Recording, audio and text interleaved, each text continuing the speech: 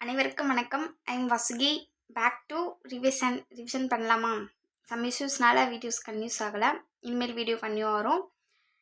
ரீசனிங்கில் நம்ம ரிவிஷன் பண்ணிகிட்ருக்கோம். First some நான் பண்ணுவேன், நீங்கள் அடுத்தடுத்து ப்ராக்டிக்ஸ் பண்ணுங்கள். நான் ஐடியா கொடுக்குறேன், பட் முடிஞ்ச அளவுக்கு ஆன்சர் கமெண்டில் சொல்லுங்கள். இல்லைனா நீங்கள் கண்டிப்பாக ப்ராக்டிக்ஸ் பண்ணி பாருங்கள், அதுவே போதும்.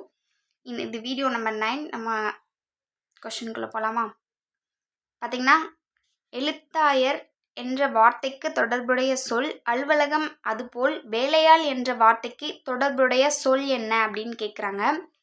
பார்த்தீங்கன்னா, clerk is a related to office with the same way as servant is related to அப்படின்னு கேட்குறாங்க. எழுத்தையர் அப்படின்னா எழுதுறவங்க, ரைட்டர், இந்த கிளர்க் ஆஃபீஸில் இருப்பாங்களே அவங்கன்றாங்க. அப்போ அவர் எங்கே இருப்பார்? ஆஃபீஸ் அலுவலகத்தில் தான் இருப்பாங்க. அதே மாதிரி வேலையாள் எங்கே இருப்பாங்க? கீழே ஆப்ஷன்ஸ் பார்த்தீங்கன்னா, வீடு, எஜமான், தொழில் முதல்வர், அப்புறம் உத்தரவு அப்படின்னு கொடுத்துருக்காங்க. இது பார்த்தீங்கன்னா, வேலையாட்கள் நம்ம எங்கே தொழில் முதல்வர் வேலையாள் கிடையாது.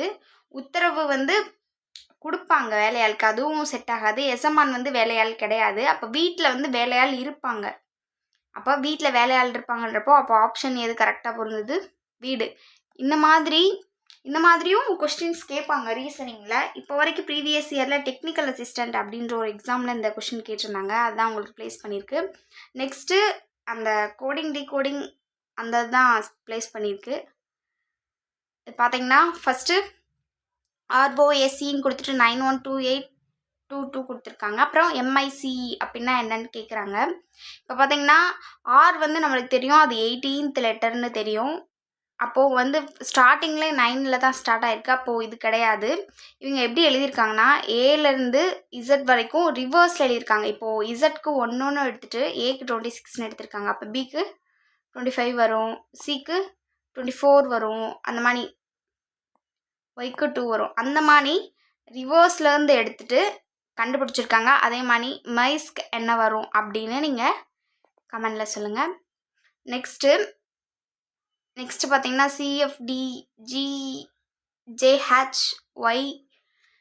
VYM அண்ட் JMK இவற்றில் பொருத்தமற்றது எது அப்படின்னு கேட்டிருக்காங்க. பொருத்தமற்றது பார்த்தீங்கன்னா, நம்ம கம்பைன் பண்ணி பார்க்கணும்.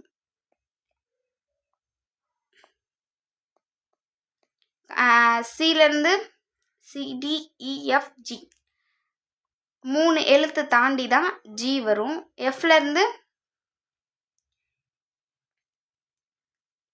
FGHIJ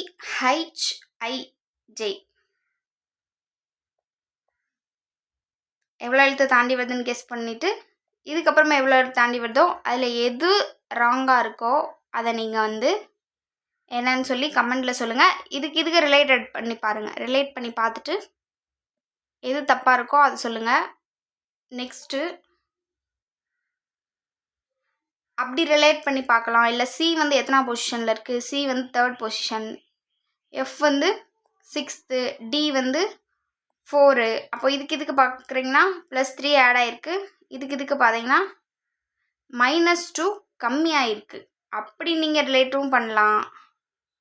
பார்த்தீங்கன்னா G7, H 8, J10 J. அப்படி பார்க்கும்போது இதுக்கும் +3 ஆட் ஆகிருக்கு. இதுக்கும் -2 கம்மியாகிருக்கு. அப்போது நீங்கள் இந்த மெத்தட்லையும் கண்டுபிடிக்கலாம். ஸோ கண்டுபிடிச்சி எந்த இதில் ராங்காக இருக்குது அப்படின்னு சொல்லிட்டு, பொருத்தமற்றதாக இருக்குது அப்படின்னு சொல்லிட்டு கமெண்டில் சொல்லுங்கள். நெக்ஸ்ட்டு ஹீட்டர் என்பதை KBDQHO என எழுதும் பொழுது கூலர் என்பதை குறியாக்கம் அப்படின்னு கேட்டிருக்காங்க. ஹச்லேருந்து K எவ்வளோ எழுத்து முன்னாடி போயிருக்கோ, R பின்னாடி போயிருக்குன்னு பார்த்து கூலர் அப்படின்ற வார்த்தைக்கு என்ன வரும்னு சொல்லிட்டு கமெண்டில் சொல்லுங்கள். இல்லைனா ப்ராக்டிஸ் பண்ணி பாருங்கள். இதெல்லாம் நான் ஏன் சொல்கிறேன்னா, சில பேர் கேட்டிருந்தீங்க, மேம் அடுத்த கணக்கோ ஒரு 2 கணக்கு எக்ஸ்ட்ரா நடத்துங்கன்னு கேட்டிருந்தீங்க. நான் ஐடியா கொடுக்குறேன், நீங்கள் கண்டுபிடிச்சி பாருங்கள். அந்த மெத்தடில் ஒர்க் ஆகுதான்னு கண்டுபிடிச்சி பாருங்கள். ஒரு சிலது நானே நடத்திடுறேன். இப்போ பார்த்தீங்கன்னா, PLANT என்பது QKBOS என குறிப்பிட்டால் TREE என்பது எவ்வாறு குறிப்பிடப்படும் அப்படின்னு கேட்குறாங்க. அப்போது இதுக்கும் ரிலேட் பண்ணி பாருங்கள். PQ LK AB ANO TS. அப்போது இது தெரியுது, பக்கத்தில் ரிலேட் பண்ணியிருக்காங்க.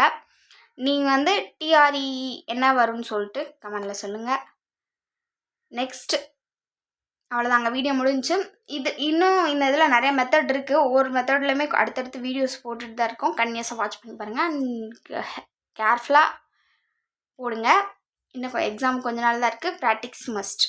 Thanks to all.